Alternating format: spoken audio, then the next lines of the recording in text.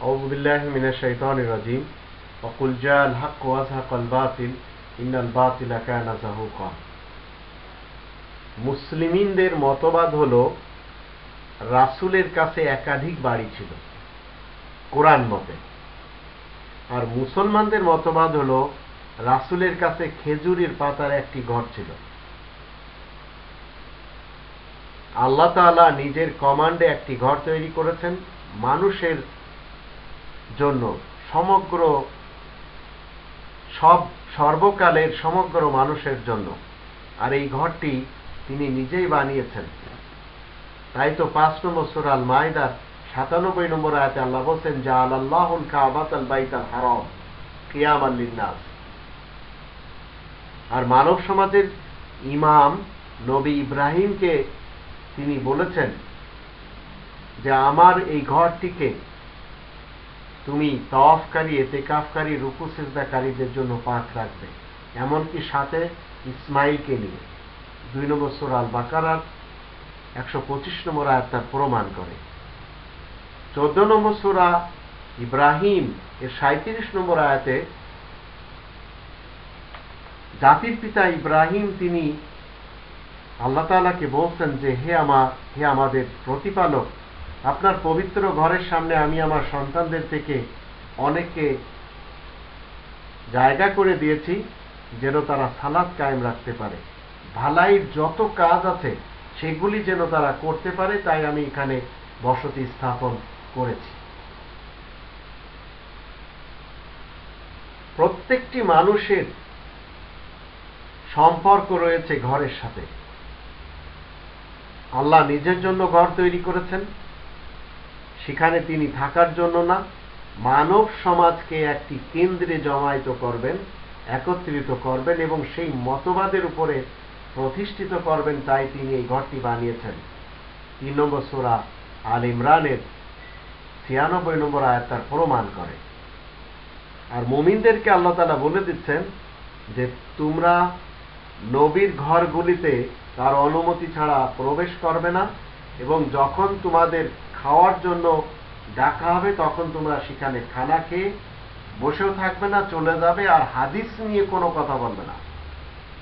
ওয়ালা মুস্তানিসিনা লিহাদিস আর বুয়ুতান নবী 33 নম্বর সূরা আল আহজাবের 53 নম্বর আয়াতে আল্লাহ তাআলা বলছেন, বাইতুন মানে একটি ঘর, আর বুয়ুতুন বহু বচন, অনেকগুলি ঘর বা ঘরসমূহ।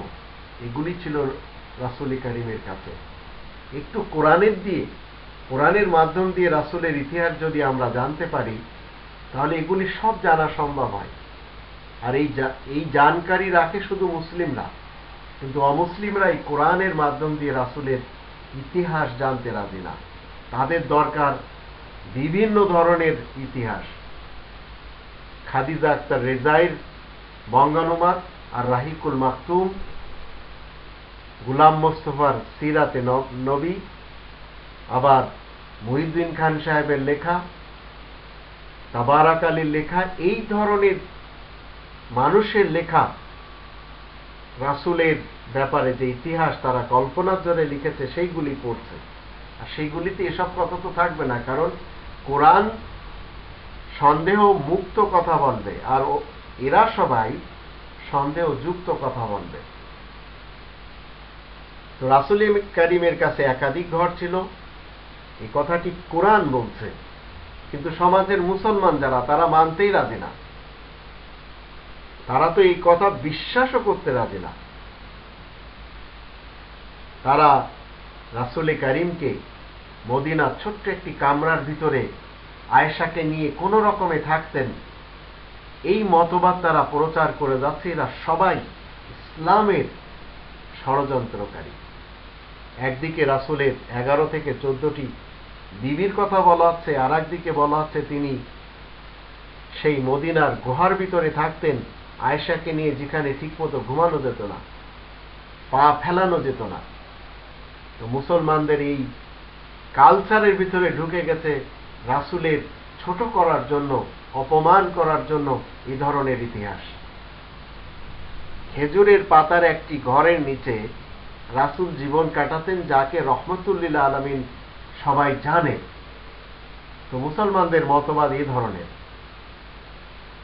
মুসলমানদের মধ্যে যারা তাবলিগি জামাত করছে তাদের ধারণা হলো রাসূল মসজিদে মসজিদে যে জীবন কাটাতেন, মিথ্যা ধারণা তাদের। মাজারের মুসলমানদের ধারণা হলো রাসূল আস্তানাতে জীবন কাটিয়েছেন মদিনায় থেকে, মিথ্যা ধারণা তাদের। এমনি ভাবে যারা মলঙ্গ টাইপের লোক তাদের ধারণা হলো রাসূল হাতে কাশফুল নিয়ে ঘর ছাড়া জীবন কাটিয়ে দিয়েছেন, কখনো তায়েফে কখনো আশেপাশের এলাকায়। মিথ্যা কথা তাদের। তায়েফে রাসূল যদি যেও থাকেন তো কোরআনের দাওয়াত নিয়ে গিয়েছেন, তিনি এই কাশকোল হাতে নিয়ে ঘোরাফেরা করতেন না। আর সাধারণ মানুষের তো মতবাদই রয়েছে, খেজুরের পাতা দিয়ে ছোট্ট একটি মদিনার ঘরে তিনি আয়েশাকে নিয়ে থাকতেন, মিথ্যা কথা। আর অনেকের বিশ্বাস হলো, বিশেষ করে যারা তালেবান টাইপের, আইএস টাইপের এবং দাইশ আসে, বোকো হারামের সেই লোকদের দৃষ্টিতে রাসূল ৫৭টি যুদ্ধ করেছিলেন, যার প্রমাণে কোরআনে একটি আয়াত নেই।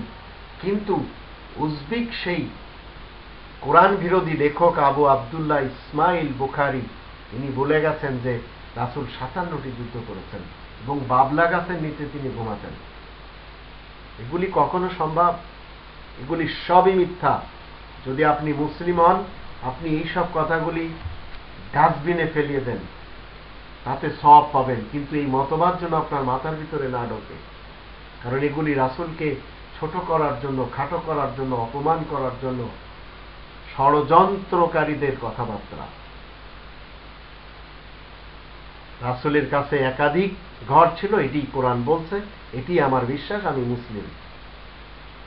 কিন্তু মুসলমানদের মধ্যে যারা জাহিরি, বাতিনি, মারিফাতি, হাকিকতি, শরিয়াতি, তরিকতি মেনে যাচ্ছে, তারা কেউ এই সত্য কথা মানতে রাজি না। মুসলমানদের কাছে অট্টালিকা রয়েছে, হুজুরদের কাছে বড় বড় ঘর রয়েছে, দালান কোঠা রয়েছে, তাতে কোনো দোষ নেই। কিন্তু রাসূলের কাছে একাধিক ঘর ছিল, সেটা মানতে তাদের সমস্যা, কারণ কোরআনকে তারা এই ভ্রান্ত মতবাদধারীদের ইতিহাস দিয়ে চেপে রাখতে চায়। কোরআনের ইতিহাস, রাসূল কারীমের কাছে একাধিক বাড়ি ছিল, ঘর ছিল। তাই কোরআন ৩৩ নম্বর সূরা আহজাব এর আয়াত নম্বর ৫৩তে এখানে বলা হচ্ছে, ইয়া আইয়ুহাল্লাযীনা আমানু লা তাদখুলু বুয়ুতান নাবী। নবীর কাছে বুয়ুত ছিল, বায়ত ছিল না। বায়ত মানে একটি ঘর, অগণিত ঘর ছিল রাসূলের কাছে। এটা মুমিন এবং মুসলিমরা জানে, কিন্তু মুসলমান সমাজের লোকেরা তারা জানতেও চায় না, মানতেও চায় না।